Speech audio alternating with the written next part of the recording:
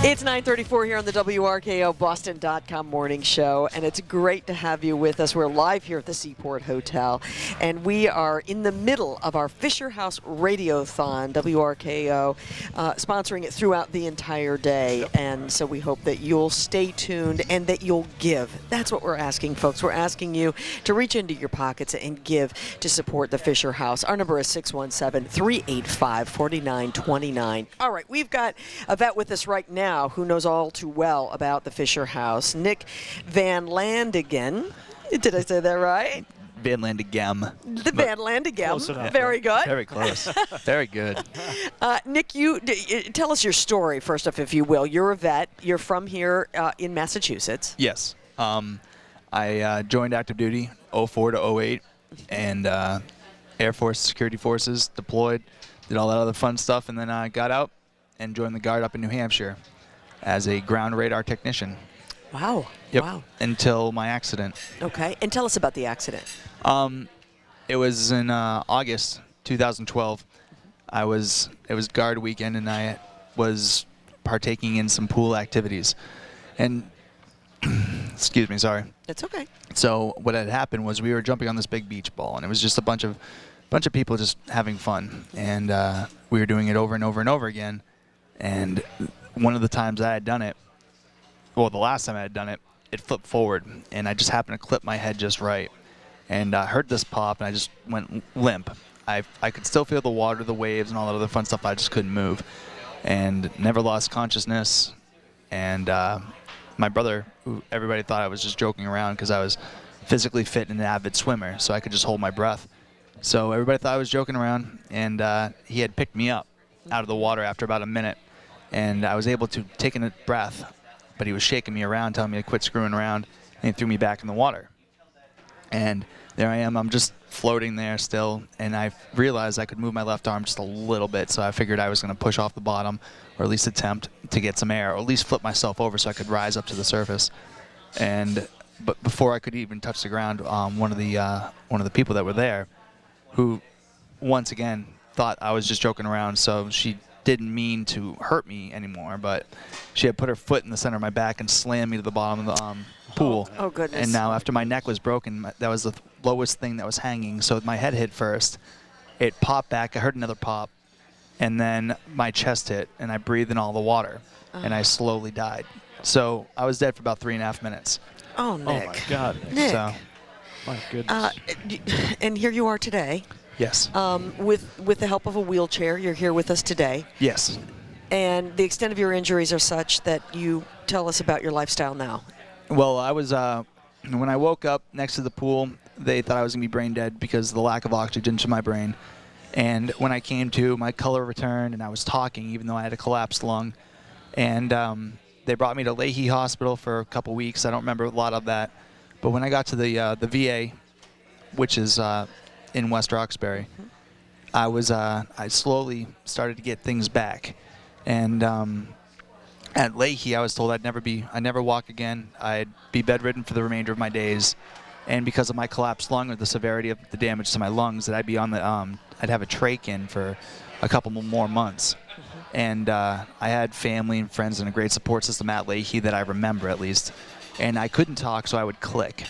Just little annoying things. And so I clicked out, I am going to walk again, I am going to run again, and I'm sorry you feel this way. And you can only imagine how long that took to click out. So so I went from there to the VA in West Roxbury, and started slowly getting everything back. Got off the trach after a week and a half, and started moving my left arm, and then from there it's just gold. So I was there for 8 months with my family. So your family was at the Fisher House while you were at the VA. Absolutely. Yeah, and by the way, you look very well today. I want you to know. you really do. Yes, Thank you. absolutely. Thank you. And obviously you're still working on the process. Continues every day. Every day is a training day. Every day is a training day. Good for you. So tell me about your family's experience at the Fisher House and what it would have been like had they not been there. Oh, I can't say enough about the Fisher House. I let them drag me everywhere possible. When I didn't know anything about the Fisher House, and their little joke is that you don't know anything about the Fisher House until you need the Fisher House. Right. And it couldn't be any more true. I mean, 9.5 years in the military, I have heard nothing about the Fisher House whatsoever. And so when I arrived at the VA, I had heard this rumor that my family was staying legitimately across the street, within 50 feet of the hospital from me. I didn't think it was possible. I was like, there's a hotel on the VA campus. Right. So they were trying to explain it to me, but it was just a lot going on in my life at that moment.